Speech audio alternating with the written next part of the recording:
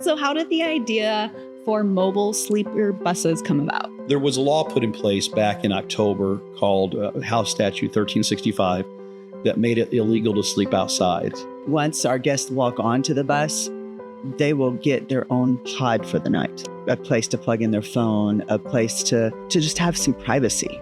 But if you've ever been on an Amtrak sleeper, basically that's what it is. You're going to have 2 levels of bunks for 20 people, and then we disappear in the morning. Of course, we have the driver that has a CDL, and we also have to have security on site.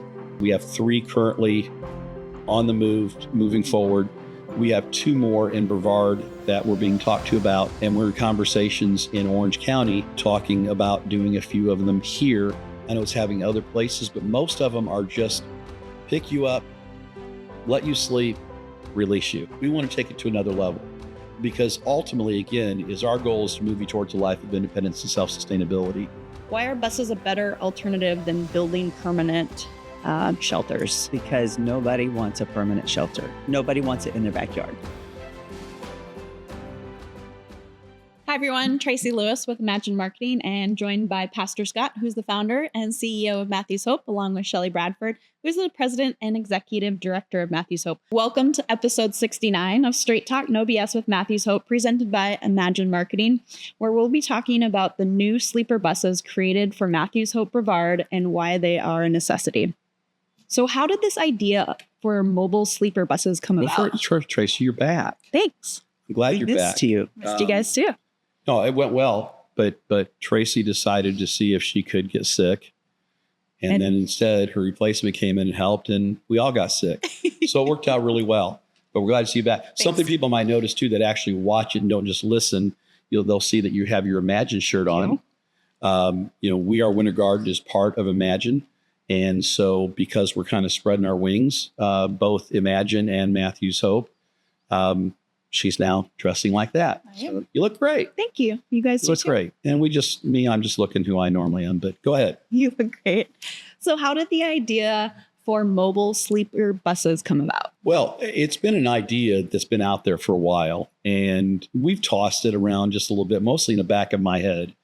And I think the reason the back of my head is because we have grown so much. So fast.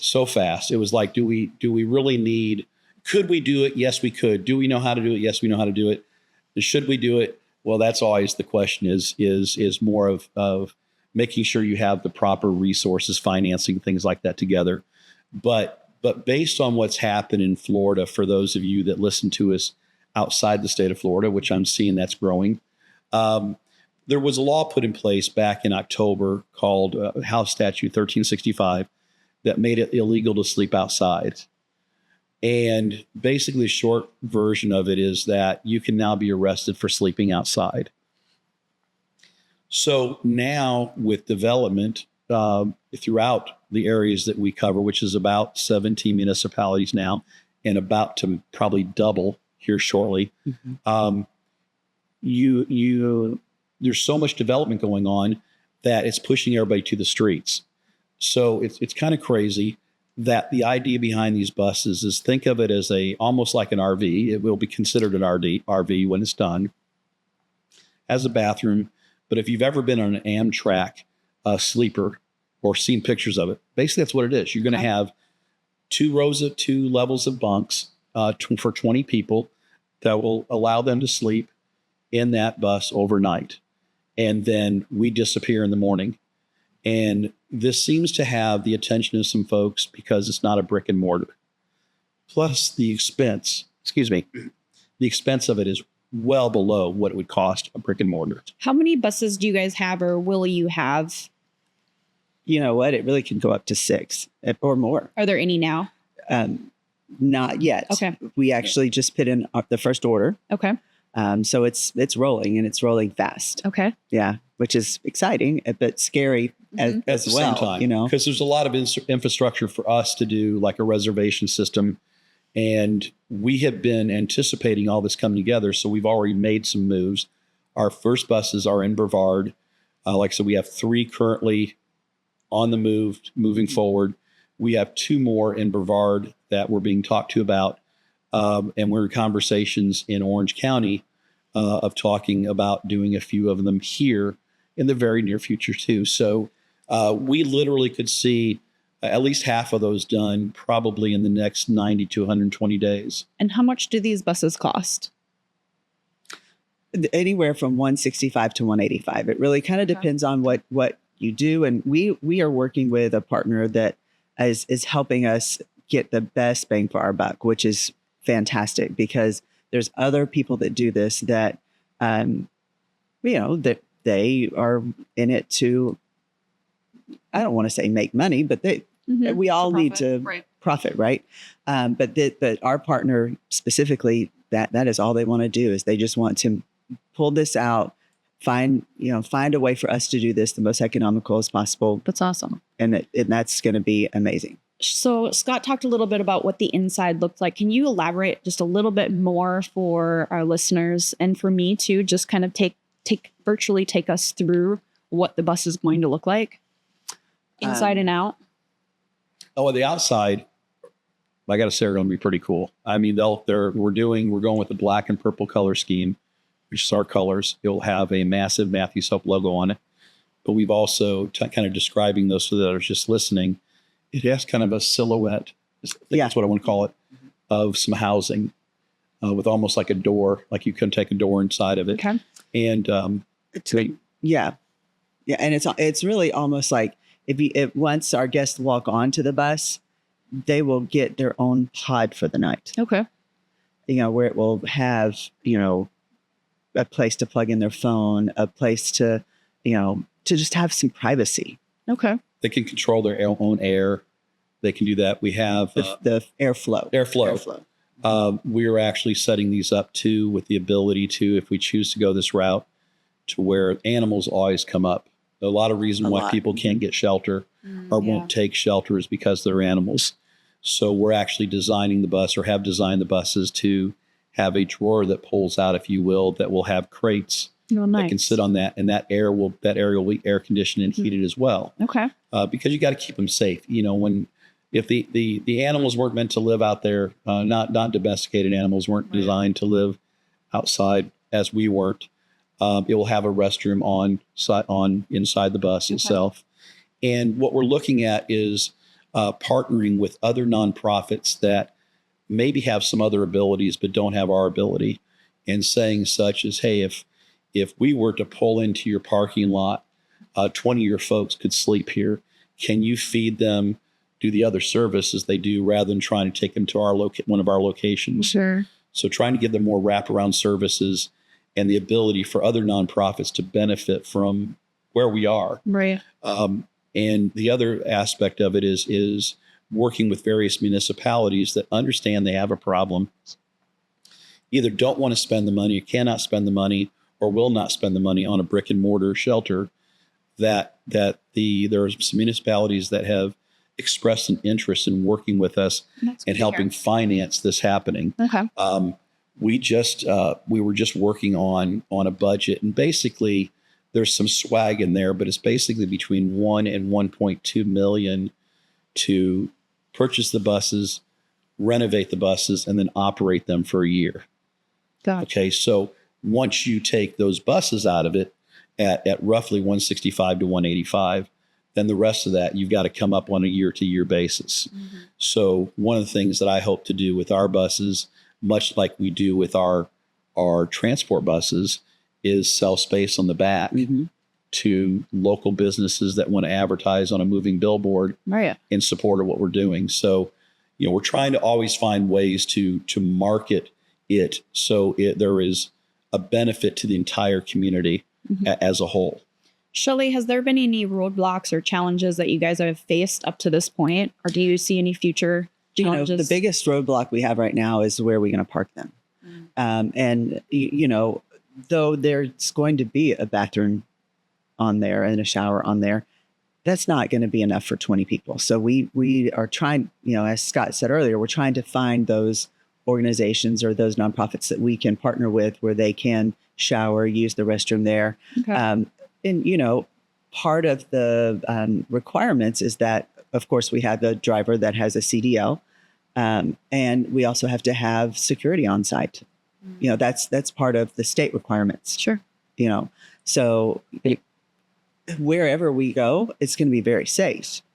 You know, it's just making sure that people understand that, you know, we're going to man it. We're going to make sure that, that your property is taken care of and safe. You know, but that's going to be the biggest roadblock, is finding that location. So anybody who's listening, if they have an idea of a location, or maybe they have a location, just reach out to you to Yeah. get Oh, more absolutely. information. Yeah. Absolutely, because I think that you know, our best bets, and you think it would be easy, our best bet really are churches or other nonprofits that are designated as a ministry, as such as we are, because you have a lot of leeway on what you can do on your property. Okay. You know, in Brevard County, the nice thing is we're on 6 acres. I've got a huge parking lot. I can bring our buses in there, because every day we got to turn them over, just like a hotel room. Right. You got to do your Clean 'em sheets. up and- You got to clean them up, get everything ready to go, and make sure you're ready to go for the next night. So Brevard's a little easier. In Orange County, the way we're set up, we really don't have that space.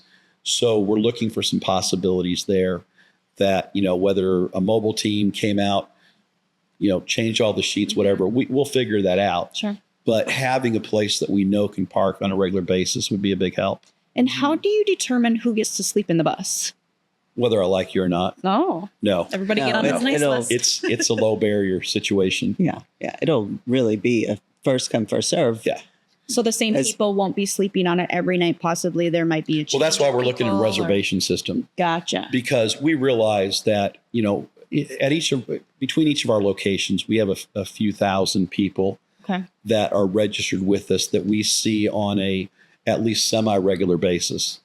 So when you think of thousands compared to, you know, we're talking about 20 people on a bus. So some of my thinking right now is maybe you can stay 3 nights maximum, Okay. and then that bed turns over to somebody else the next night. So some type of reservation system. So they get some. And if you don't show when you have a reservation, guess what? You go back to the end of the line again. Yeah. Because again, part of it is not enabling people, but to give them a safe, warm, and or cool place to be for the night. And if they can't show the respect towards that, now the other side of it, the way that most of the funding is working with our partners, with the counties and what have you, and the COCs, the continuums of care, is that they have to be a low barrier.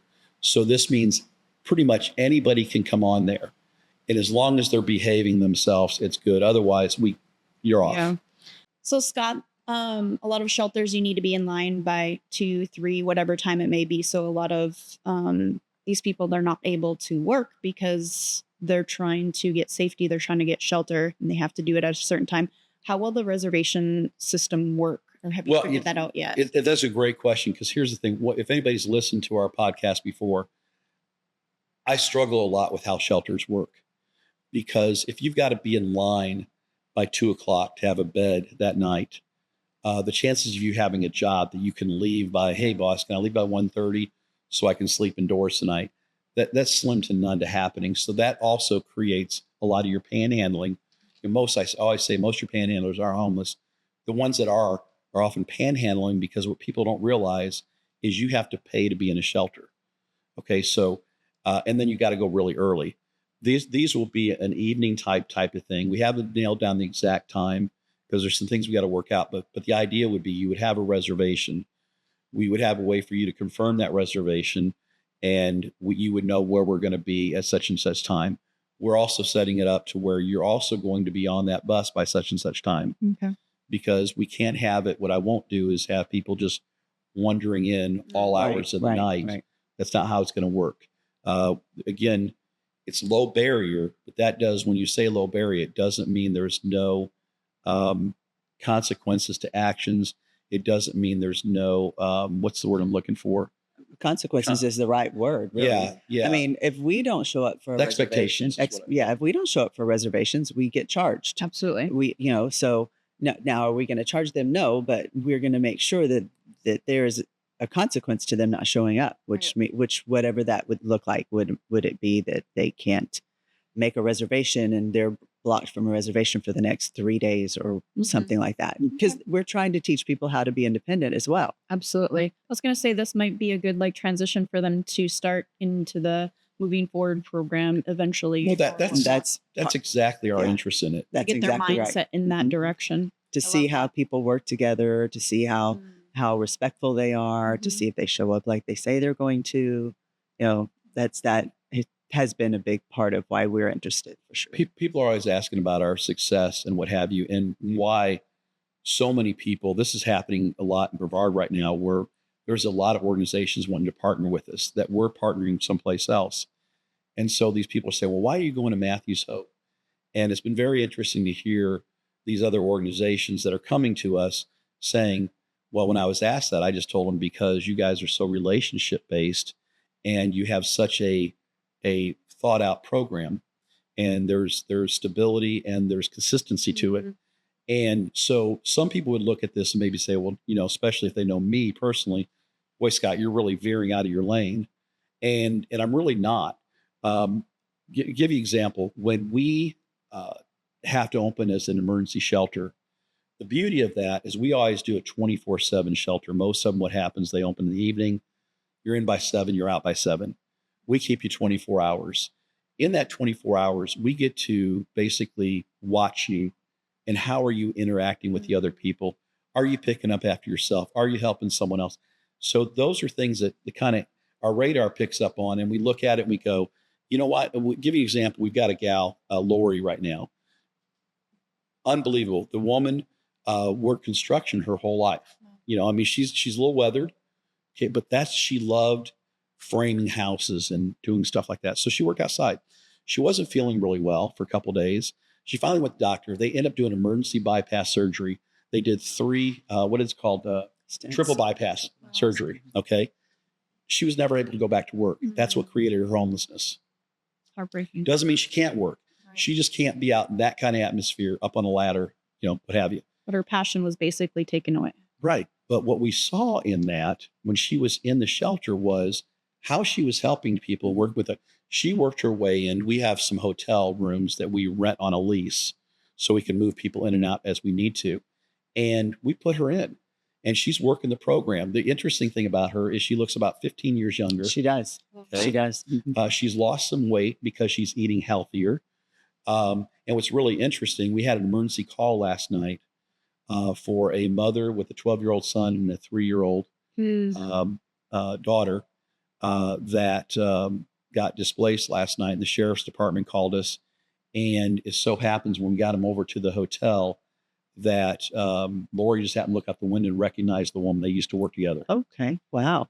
So Lori went, and this is Lori. Yeah. She realized it was late. She realized that our team was going to have to scramble. And she went, hold on, guys. I had sandwiches in my refrigerator in my room, and I went ahead and made sure they had what they needed for tonight. So that just confirmed what we thought we knew, that Lori wanted to not only help herself, but she wanted to help others. And that's the kind of people we're looking for. So now when you have these people spending the night in your buses and you're seeing them day after day, you're going to identify those people. And those are the kind of folks that are going to move into our housing. That's amazing. And that's going to help you guys be able to determine like who's a good candidate. I love that. Do you know if this model's been or is being done in other cities or other organizations? Not exactly like this. There are cities. I know it's been done in Chicago, a couple of the big cities. I know it's having other places, but most of them are just pick you up, let you sleep, release you. Mm-hmm. Yeah. We want to take it to another level because ultimately, again, our goal is to move you towards a life of independence and self-sustainability. And if we can't do that, then we want to improve your quality of life by whatever that means. Maybe it's medications because you're bipolar or whatever. Mm-hmm. Maybe it's eye surgery, whatever it is for you that you may not get off the streets, but your quality of life could increase. And so that's kind of we're going to take, I believe we're taking the model to another level. You really are. And I really love that about the organization is that it's not just in that 24-hour period. It's like, what can we do next? And then what can we do next? Right. And then it snowballs from there because then your guest is like Lori is helping another. So that's amazing. Why are buses a better alternative than building permanent shelters? Because nobody wants a permanent shelter. And that's, the call that we had this morning with Orange County, she said, we've been looking for a place to put permanent shelters, and there's just nobody wants it in their backyard. Sure. And the thing that we say all the time is they're already in your backyard. At least you'll know where they are. Yeah. Yeah. I think the general public, one of the things we talked about is even my role. Shelley and I were talking the last few days of how my role is evolving and doing more education, spending more time with media of different sorts, trying to educate people what homelessness really is. Unfortunately, we have the boob tube, is what they used to call it when I was a kid. I still call it the that. idiot tube that you sit in front of, and whatever channel on, you pretty much are going to believe whatever they're telling you because, tell me what channel you're watching, I'll tell you your politics. Typically, that's how the world works now. Okay. But unfortunately, when it comes to homelessness, what often is happening is that when there's a crime and a homeless person's involved, they point out they're homeless rather than point out that they were an arsonist or they were a convicted felon for something that happened to be homeless. And so if people were educated on what homelessness really looks like, Definitely. It's your grandmother, it's your grandfather. I mean, our fastest growing population right now is baby boomers, followed by people with disabilities, followed by young families. Mm-hmm. So that segment of who people think the homeless are, or when they go into a camp and they find needles and stuff, that's just not common. Mm-hmm. It's not that we don't see it. Absolutely. Okay, what happens, like everything else, they congregate towards one another. Mm-hmm. The drug folks will all find each other. Yeah. The alcoholics will all find each other. Yeah. Those that believe in God will find each other. That's even when we look at large camps, they're segmented in different areas. Little cities. Yes. Mm-hmm. Think of it as here's the county, that's the camp, and here's the little cities of like type minded people. Makes sense. And it's to the point where this last year we actually saw that we had the Trumpsters over here. Oh. And and you're just, you're going like, holy cow, politics are now dividing the homeless community. Homeless camp. I guess they're people too. They think they're just like everybody that's else. the point. They're no different than the rest of us. Why would we expect that they're different? Right. Okay. They are a direct reflection of who we are as a society. Mm-hmm. So all that to be said is that I think that we can educate with these buses. I think a secondary part too is educate the community to where maybe they'll look more closely at what a shelter could look like. Right. So you mentioned earlier that the cost is hugely different. Yeah. Oh yeah, for sure. Yeah. Okay. For $1 million, when you think of $1 million, I can buy 3 buses, renovate them, and run them for a year. I would need probably a minimum of $5 million, even to get a brick and mortar started. Probably much more than that. Right. Okay. So you mentioned earlier that the buses will need to come back, be turned down, cleaned, whatnot. Are you going to be hiring more? Will you need volunteers from the community? What will that look like? All of that. All the above. All of that. Yes. We, the place that we're partnering with is going to allow us to wash our buses there. So I would think in my brain, we're going to send volunteers, employees, whatever, to go to that location to turn down those buses, get fresh sheets, all that stuff, sanitize. Yeah. And when do you guys project this to roll out? 90 days. The first one in 90 days. Okay. Which kind of makes my mouth go a little dry when I say it. I think my It makes you a little frog just crawled in my throat. Really fast. But again, if you followed us for any length of time, we do it things. But you guys all make the things time. This is kind of our history. That's what I love about you guys too, is you make things happen. You can't, you don't sit talk on is it. cheap. You say, this is what's going to happen. This is how we're going to do it. And roll it Yeah. out. I mean, even with Orange County Day, I said, look, if you're saying you really want to make this happen, Shelley and I will get on this immediately. You reached out some folks this morning. I have also people we know about possibilities of places to park. And because I said, if that's their biggest concern, well, where will they park? Okay. If that's the biggest concern, and that's our biggest roadblock right now, then we think we can knock that down pretty quick. They were surprised when I said to them, they said, well, how soon do you think you could have the first one on the road? And we said 90 days. And they went, oh. Yeah. Immediately they want to know the source. Yeah. Yeah, they did. And I explained to them that our source and how we're doing it, this is not what they do every day. this is something they know how to do and have done. They've built out tour buses for rock stars and things like that. But they're more of a transportation company. But they're partners of ours that has done this, knows how to do it, and wants to take it to another level with us, which is, my goal. As they said, we think we can save you some money. I said, I'm less interested in saving money, is what can we do more bang for the buck? Mm-hmm. So I spend the same kind of money, but I get a newer bus. I get less mileage. We have the thing for crates underneath and what have you. That type of thing. Right. So you guys are talking about funding and sponsorship and partners and stuff. And then you mentioned that the buses on the outside will have something. Shelley, if somebody's interested in, what is it, their logo goes up, or how will that work? What can they do to get their... So they'll just reach out to us, Okay. and we'll have a pricing structure on the sizes and the length of time that it can stay on the bus. We have some people that renew year after year on our smaller buses. I foresee it being the same, but reaching out to us is the best, and then we'll get that. And it's not going to generate a ton of income for us, but what it does, it expresses partnership in the community. Definitely. Yes. So like in Orange County, we have Advent Health in the back. Mm-hmm. We have a State Farm office on the back. We have, we have a caterer on the back. Mm-hmm. So I think there's something like 15 or so companies back there. Mm-hmm. Ace Hardware has been on it. Mm-hmm. Mm-hmm. Okay. So it shows partnership in the community. That's great. More than anything else, and which makes people think. Yep. Our goal is to get you to ask why. Okay. I told someone a long time ago, when I spent 20 years in sales and marketing before going to seminary, and the worst presentation was always the one where everybody was shaking their head yes. Mm-hmm. I knew it was not going to get done.